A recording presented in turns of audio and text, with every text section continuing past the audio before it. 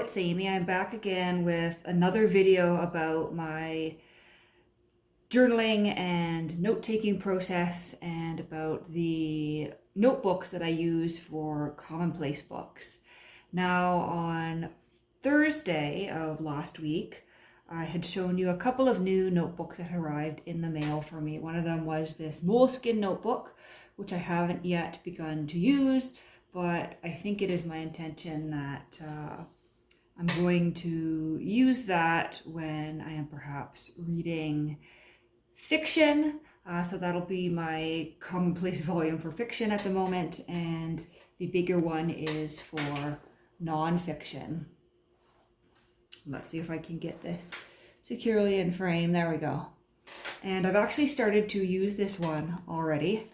So there it is, full of notes. And what I had begun here was some notes as I was reading an issue of a new magazine I subscribed to called Philosophy Now. And there were some great articles in there on art and specifically on the social aspects of art, art compared to a legal contract. And I wrote several pages of notes and thoughts here on many of the articles in that magazine. And then I have pasted in my initial thoughts on a book that I'm currently reading, which is actually just out of frame on the edge of the table there. François-René de Chateaubriand's The Genius of Christianity. And so I thought I'll put my notes in here, and that way they're all in one place. And then I began to take additional notes as I was reading, and the tail end of my post-it note is serving as a bookmark right now. But the idea is that this notebook will be filled with my notes and my thoughts and my questions as I read nonfiction. At the moment, I'm really into a lot of philosophy. So that's primarily the purpose of this notebook at the moment. And as I said, I'm thinking I may use this as a commonplace book for when I'm reading fiction. On the other hand, I may also just set it to the side and fill up this big one first. We'll see how I'm feeling in the moment when it comes time to take some notes on something fiction. But that is my new system. Unfortunately, I have not always had a great system. So technically, all these ones here are currently in use. And unfortunately, I have fallen into the habit lately of using these Cambridge pads with paper that just tears off, which has led to chaos. Lots of loose paper, Hegel, the biography, the Consolation of Philosophy, Balzac, quotes from something, I'm not even sure what that is anymore, something else. So yeah, that is a bit of an issue. I have been using these and I like these, and sometimes I use them to take notes in meetings for work. And I'm not saying I'm going to move away from these entirely, but surely there must be a better, more organized way. And I think the answer is in those two new notebooks I got. So that has been part of my organized chaos process, but that's not the end of it. I have this whole stack of notebooks here, some of which are partially filled, some that only have a few pages filled, and they've all been started at different points. Now, part of the issue here is that last time I moved, so a year and a half, almost 2 years ago now, I packed up a bunch of the notebooks I had on a go, put them in a bin, and when I arrived at the new apartment, they stayed in that bin in a corner, and I kind of forgot about them and started using new notebooks until I came across them last summer and realized, oh, I've got these half full notebooks that I could be using. And then I tried to start using some of them, but now it is once again chaos with things everywhere, notes everywhere, nothing in one place, nothing in chronological order. I don't know where to find anything, hence the new notebooks and the new system. And I may stop using these ones altogether just so that my new notes are in one place and are in chronological order. So first on top here, we have this little purple notebook, and I like it because it's very, very bendy, very pleasing to the touch. It's a faux purple leather vinyl material. This is a notebook that I bought at Chapters Indigo here in Canada. We open it up, 2018 to 2019 book journal. A book for Bookmark a book for Bookman by Drinkwater. I think that is a sticky note signifying something that I saw on somebody's channel as I was watching Booktube videos and thought, hey, I should write that down because I might want to purchase that. And I never have. Books to read. Once again, some more sticky notes. A list. I think I was attempting to make a system here by putting books to read in the front. See, I even left some space. Sap buckets on the trees. Emotional processing.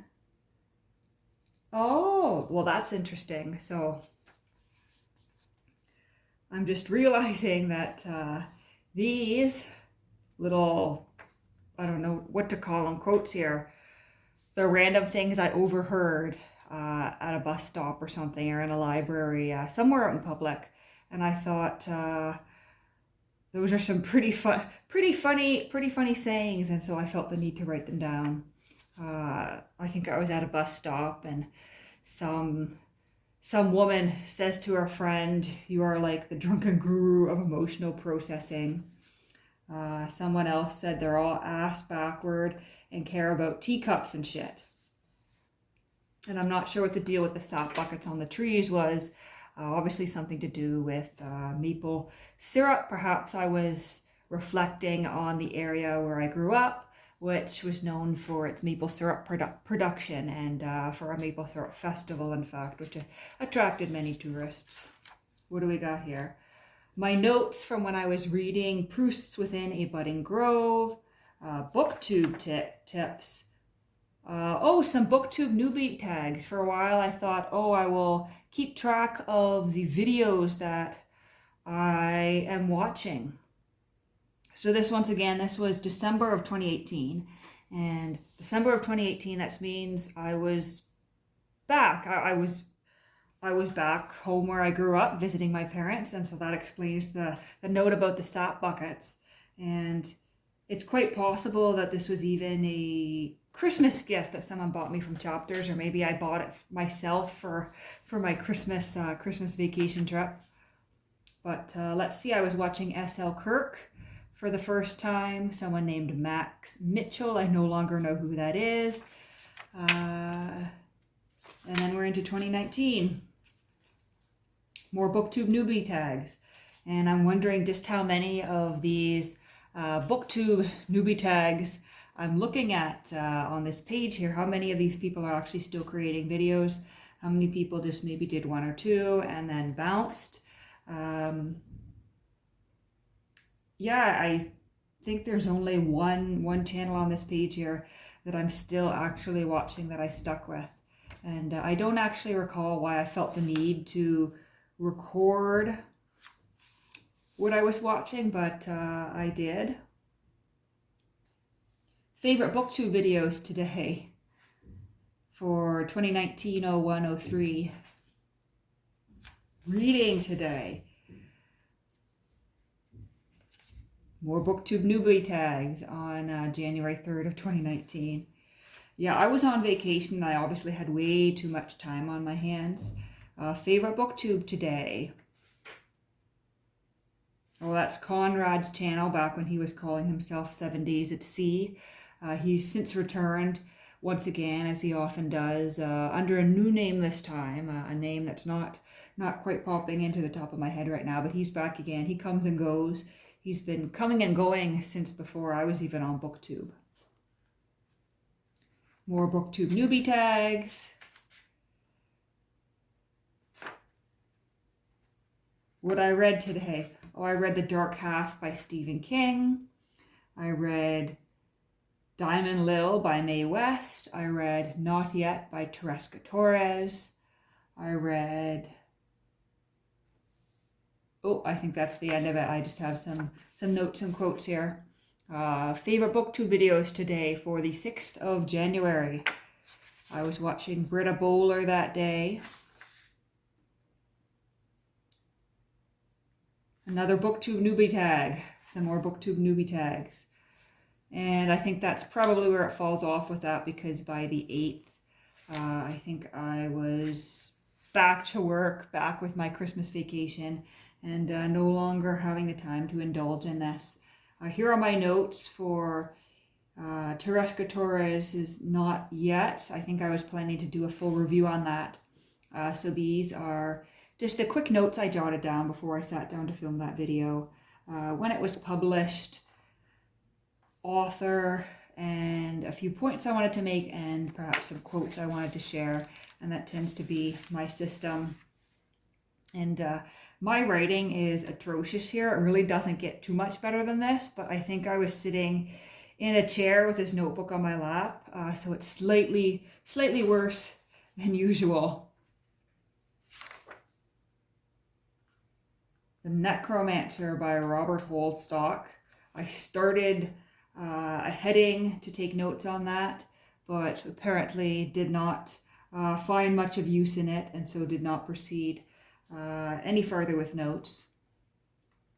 My notes for Carson McCullers, The Member of the Wedding, in pencil, which is unusual for me. Oh, here we are on January 15th of 2019 with favorite Booktube videos I watched that day. Ariel Bissett, her video Why I Struggled with My Masters. The Popcorn Opening Paragraphs tag by Jaguar Cat Lit. A page about finding meaningful work. I think I was watching a video there on something. Reinvention, Portfolio, Resilience, Assets.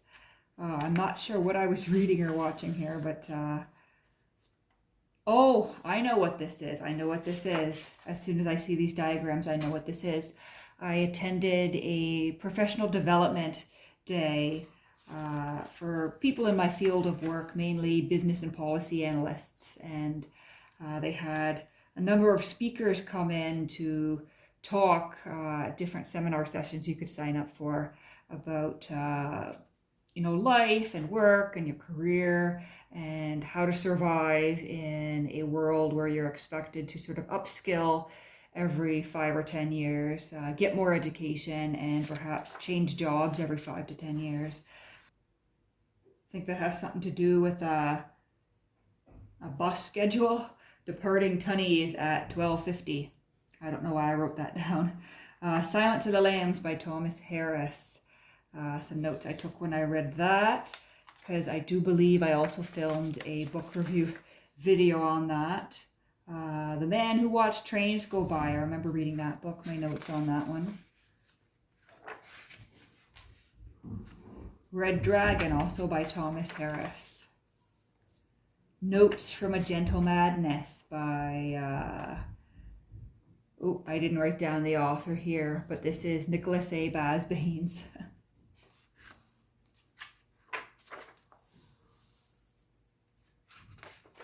Lots of notes from that. Not sure what's going on here, but I wrote down some channels I was watching at the time. Janelle from All the World's a Page. She's not creating videos anymore. Book Zealots, they're creating videos, and Mayberry Book Club, of course, is creating videos. And so this is certainly more recent. This is probably within the last year. Oh, some notes on Budget Day in Canada. That's actually very off topic, but somewhat interesting. We had our spring budget last week, the federal government's budget, and it is tradition that the Minister of Finance, when presenting the budget speech, always wears a brand new pair of shoes.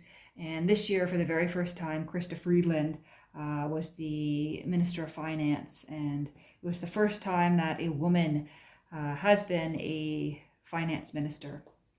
And so, of course, everyone wanted to know if she would be continuing the tradition of wearing a brand new pair of shoes, and of course, she did. And it's quite funny because, you know, on budget day, the CBC, the news media, is talking about the content of the budget, but every year, of course, there is a little bit on the finance minister's shoes. My notes on Seneca on Providence, the introduction of printing into Canada. Extra note thrown in here. That Fleury Mesplay established the first printing shop in Montreal in 1776. American philosophy. More notes on the second sex by Simone de Beauvoir. My third attempt to really get into that book, and I have yet to get more than 100 pages in before I get distracted or give up or get bored. One day I will finish it, and I think I've got in several different notebooks my notes on attempts to read that book. Biography of Alexander Mackenzie that I had been reading.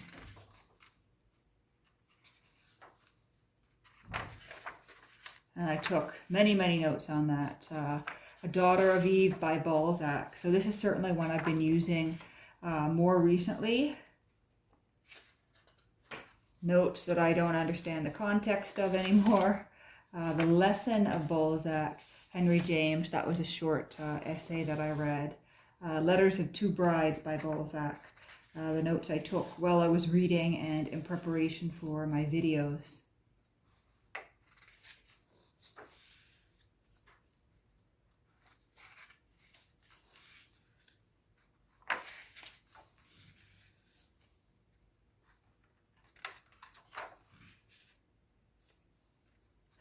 Summary of thoughts. Yep, that's definitely in preparation for a video.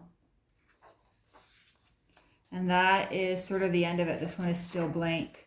And I haven't used this since 2020. So that's sort of where things are left with that notebook.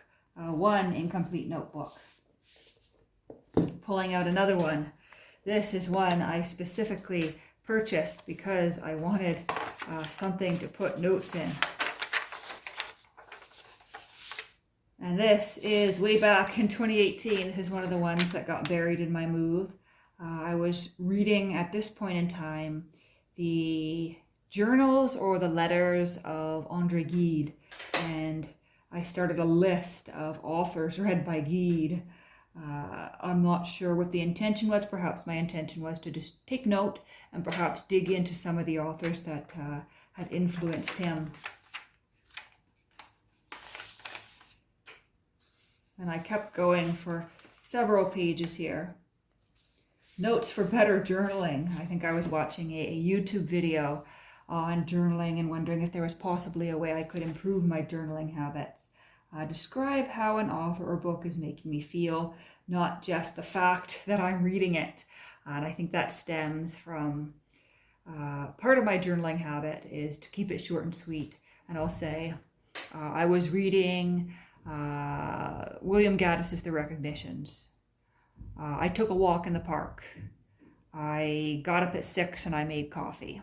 And I leave it nice and short and sweet like that.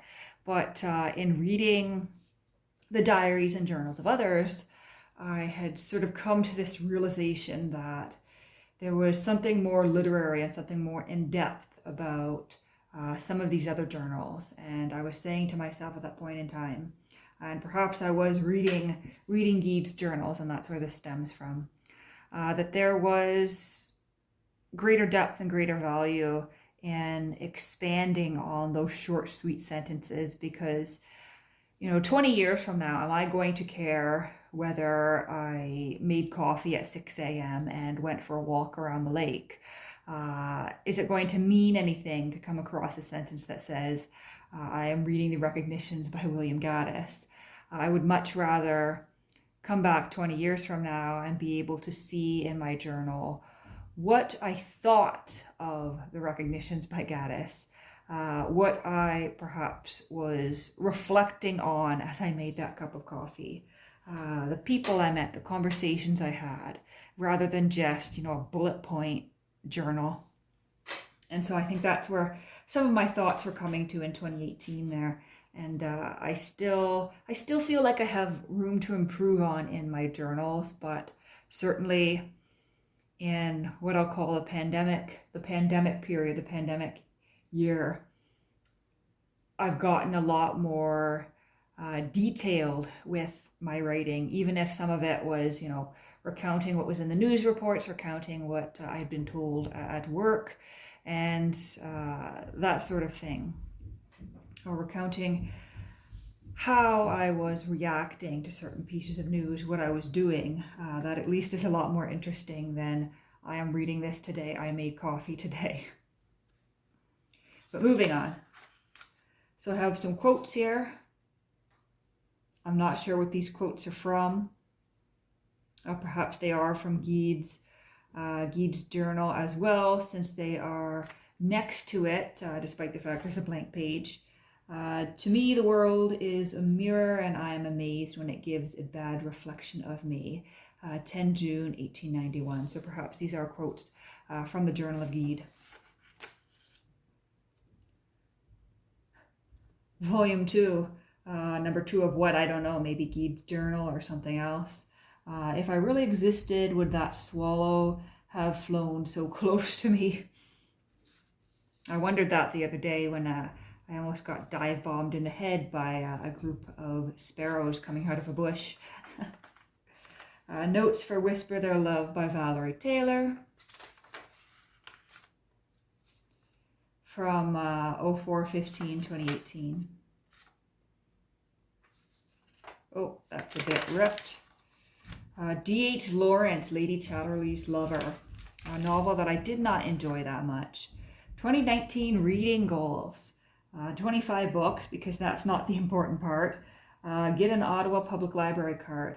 I did. I got an Ottawa Public Library card, and then I used it maybe once or twice before I realized the Ottawa Public Library doesn't have much to offer that I'm interested in, and it's too much of an inconvenience to go so far out of my way to the nearest branch. 40% nonfiction. I'm not sure if I achieved that goal. I don't think in 2019 that I did, but it's quite possible that in 2020 I did.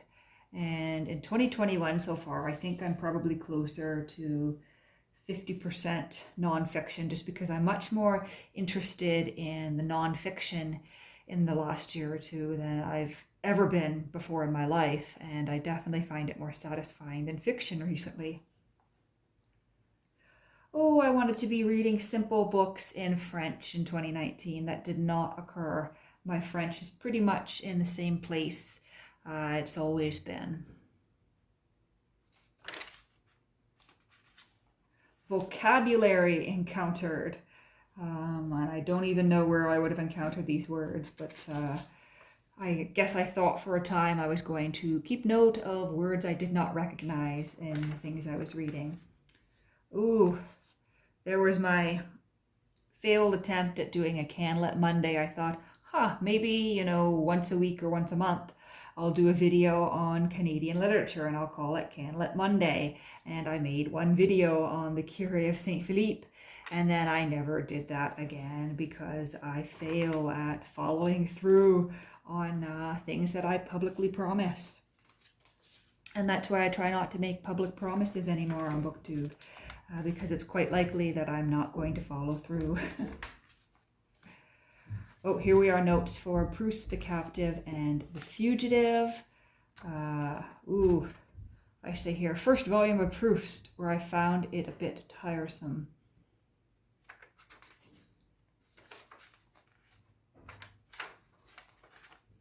And then I have abandoned this, and The Captive and the Fugitive was what I was reading in 2019, so this notebook has been abandoned since before my move, because I would have been reading The Captive and the Fugitive at my old place. This one is more recent. I think this is one that I purchased just last year. And I called it my study book. And I thought I was going to have, you know, a index here. Anything related to Latin, to book arts, to philosophy, to critical thinking, Coleridge, Wordsworth. I thought, oh, this is how I'm going to do it. This will be my commonplace book. I straight up on August 12th of last year, I wrote a purpose. I said this book is a dedicated space for the organized study of literature, history, bibliomania, and the classics. How pretentious is that? How little I followed through on using this notebook for that purpose.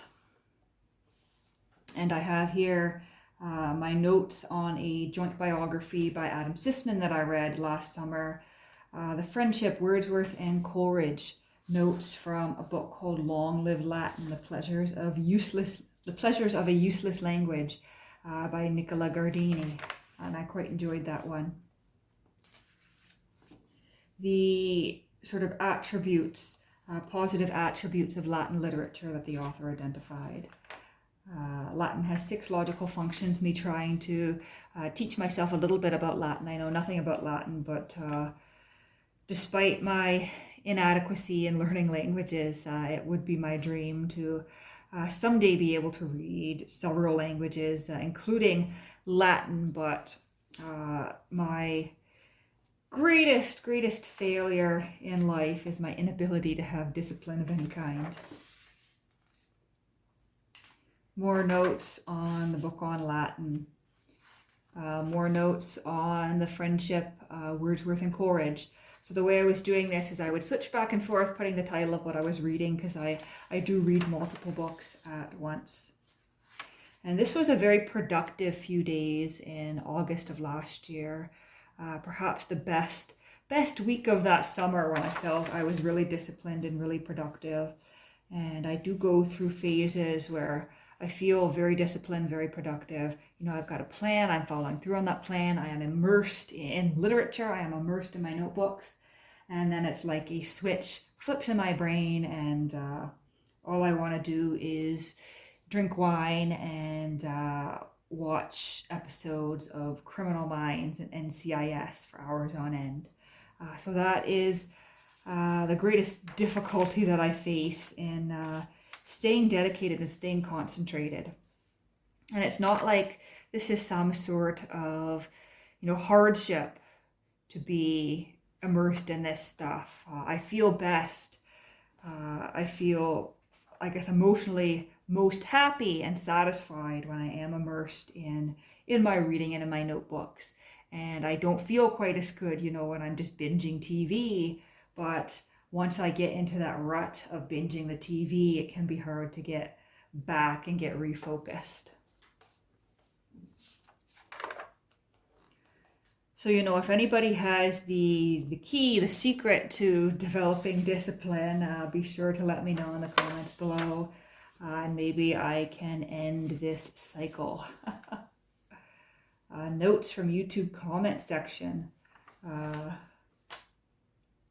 Oh yeah, this was me trying to keep track of everything that was happening on videos I was commenting.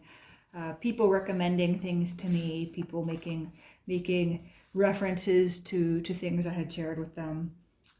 Just because sometimes, like a lot of us, my memory isn't always that great, and I'll respond to someone, or I'll leave a comment on someone's video and they'll be like, hey, you should read this, or, you know, that's really interesting, how about this? And it goes in one ear and out the other, and even if they bring it up later, I am puzzled and trying to figure out where that went to. But I didn't keep this up. It would have been a good idea. I don't know, maybe I should begin to keep a few notes again on the comments I make, or maybe that's far too complicated and I shouldn't do it at all. Oh, here's me reading Coleridge's Biographia Literaria last summer, and I made quite good progress with it until I got distracted by something else and did not continue. An Introduction to Bibliography by Mikuro, And this is what distracted me from the Coleridge, because this book arrived in the mail and I just had to read it immediately, and then I got distracted. Oh, and here are my questions to ask about a book, something called The Art of Thinking Clearly. And this sort of goes into my 2021 reading goals, when I was asking myself, you know, what am I reading and why? Why am I selecting these books? Am I wasting my time on things that aren't going to nourish my mind and bring me, you know, greater learning and happiness? And so I thought I should be asking myself, why would I read this? So what? Now what? And to an extent I do, but I don't keep strictly to this system. Once again, I'm sort of back to whim and mood reading, which I think is just how I am. And so, you know, once again, 2020 reading goals, does that count as a broken Booktube promise? Because I'm very good at saying things on Booktube that I don't follow through on.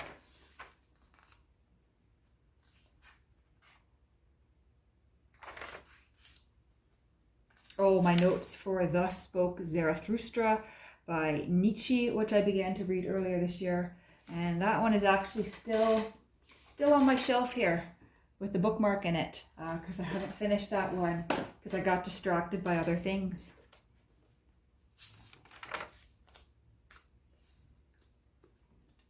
Lots of notes on Nietzsche here, and that is where my bookmark comes to an end. And I will continue to use this at some point. I'm just not sure when or what for.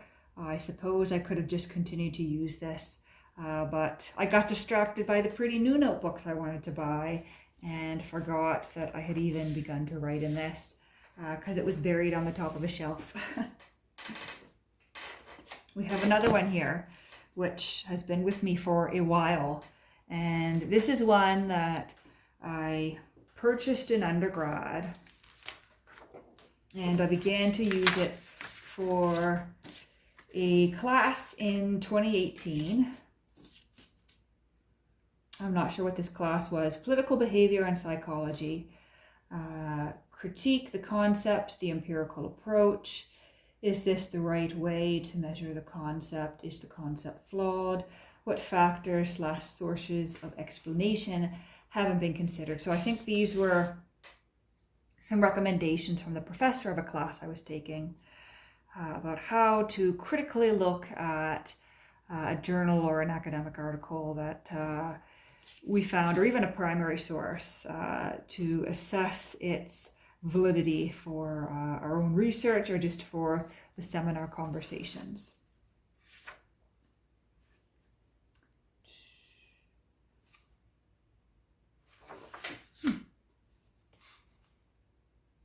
Martin Schefter.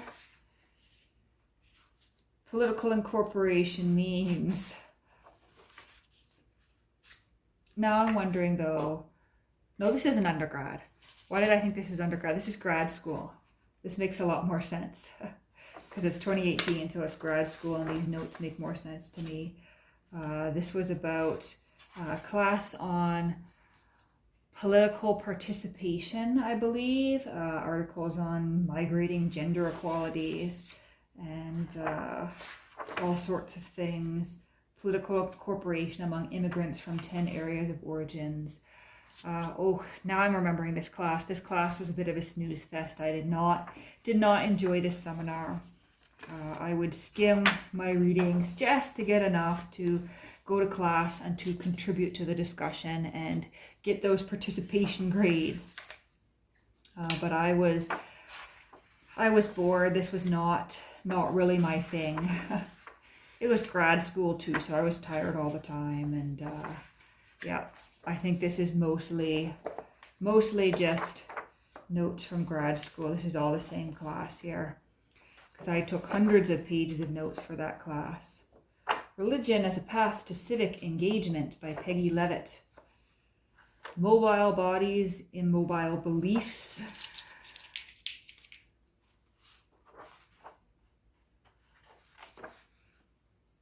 How to Read and Why by Bloom.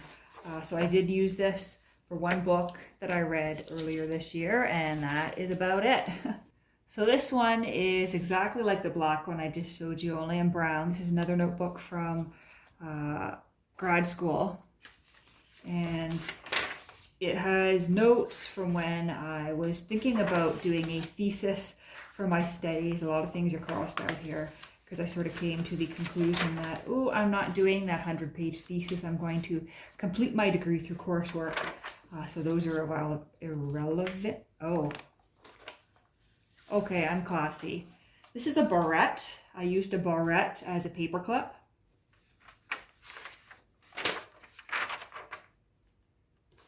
Oh, I think some of this is a political theory course I had to take. Political theory, separating the scholarship from the ideas. Why Berlin with Lovejoy, a couple of authors. Against the Current by Berlin. In-class notes, possible, compare political ideas across time. The classifications are an issue. Why is time the issue? Geographical. Foxes and Hedgehogs by, oh, I forget who that's by, but the whole foxes and hedgehogs thing about how some people are foxes and some people are hedgehogs. Foxes draw from a variety of experience and do not boil things to a single idea. Hedgehogs see the world through the lens of a single defining idea. And we were having a discussion in that class, are you a fox or are you a hedgehog? And I think I'm definitely a fox.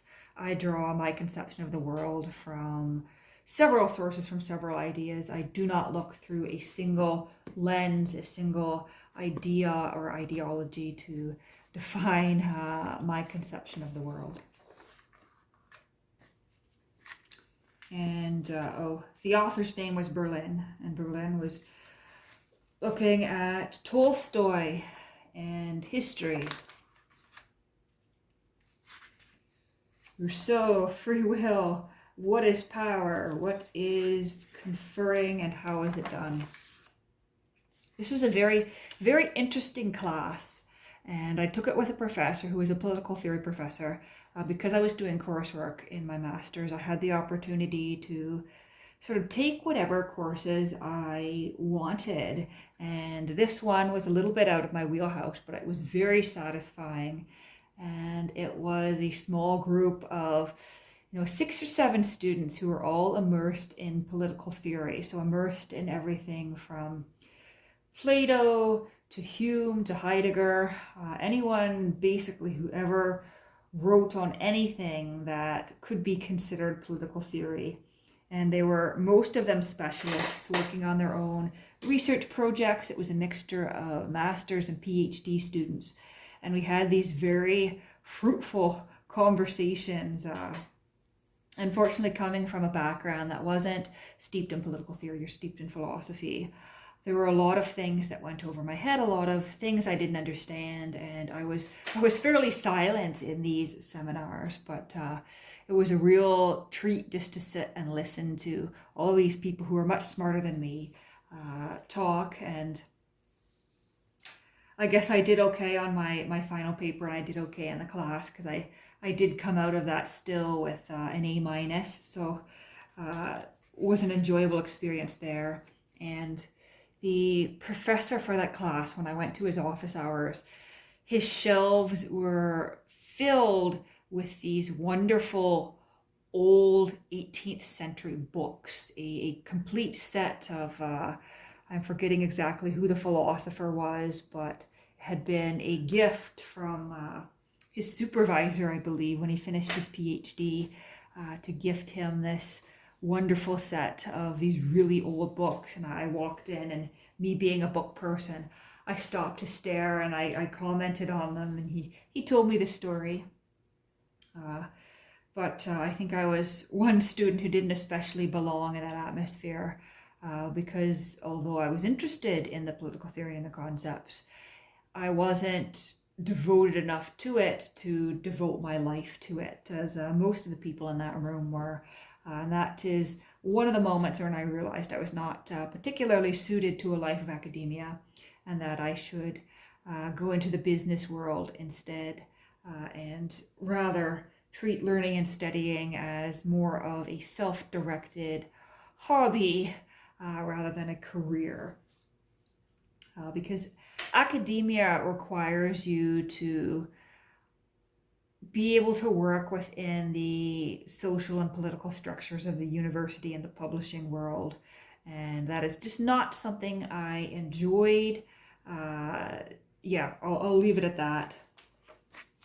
So this was my notebook for that class. Lots of notes. And once again, at a certain point, oh, there's my presentation notes for something. At a certain point, I've still got blank space here, so theoretically I could use that as well. Surely I can't be the only one with dozens of half-filled notebooks sitting around. Here's one that I bought more recently. This one was on sale, and I'm just noticing that somehow part of the spiral ring has come out of the hole. There we go. Oh, yeah, I was using this for some work-related stuff. You know, what is Six Sigma? What is DMAC? Define, measure, analyze, improve, control. And I've literally only used one page of this. I should find a use for that notebook as well. And this one's kind of fun. This is a little notebook that I made myself. So last fall I got into a little bit of bookbinding. And so I taught myself how to sew the leaves together, and I glued just a paper cover here. It's very cute and sweet, but it's actually holding together. It's something I'd like to do more of, but I lost interest in it when I came to the conclusion, oh, I'm just making the same little notebooks over and over again here. And I did start to take a few notes in this on a book I was reading on how to lead without being in charge, just, you know, professional development. But I would like to do more bookbinding, but it is a little bit boring when you're using the same materials over and over again, because this is literally purple printer paper. This is string from the craft store. I dropped about $60 or $70 on materials to allow me to do this. And I just haven't had the motivation or the desire to continue with it. But perhaps I will someday, and perhaps I will be able to have the materials to create the sort of books that I would desire, because, you know, this is okay, but it's not necessarily something I would find it a joy to write in. And one more here. This is my current journal. So this is a notebook that my sister bought me for Christmas. It's sort of a suede material. We've got a clasp here. There is actually there is a bookmark here, and I have been journaling in it. And so that is my collection of, I guess, on-the-go stationery. Despite all that other stuff that is technically not fallen, I technically keep in my on-the-go space. It's really this one and now my two new ones that I am intending to be my system. So the new system, after all this rambling, is one notebook for my journal or my diary, whatever you want to call it. And for now, let's put this aside since I'm not writing in it yet. One book as my commonplace book for reading, taking notes, expressing thoughts that wouldn't necessarily belong in my regular journal. So that is the system. And just one more note here. Somebody asked about the pens I use. They asked if I was into fountain pens in one of my previous videos. And I'm not really a fountain pen person because, as you can see, my writing is scrawling, it's messy. And part of the issue is that my hand and my mind write faster. Well, rather, my mind writes faster than my hand can physically do it. and I race along at a mile a minute. And so I really need something very smooth that allows me to achieve that speed, which I feel I can't get with a fountain pen. In fact, I think I hold pens in technically the wrong way, which perhaps is why my writing's so messy. But when I pick up a fountain pen the way I would want to hold a pen, like, it just doesn't work for writing. And so I have to hold the pen in a different way, which feels a bit odd and slows me down. And so I stick with more of a traditional pen here. I think you just call it a ballpoint or whatever, but in recent months I have become quite attached to these Pilot High-Tech Point V5 pens with the liquid ink, and they write quite smoothly. I used to use a different kind of Pilot. These ones are a little more expensive than the previous Pilots I was using, but I like them more because somehow the ink is blacker and darker. And for me, there's just something pleasing to the eye about a very dark black ink. And that's why I don't really use blue inks at all. I don't use colored pens. Just give me a good dark black ink and I am quite happy. So this turned out to be a much longer video than I anticipated, but I think I'm going to upload it anyway. So that is my current system for stationery and notebooks.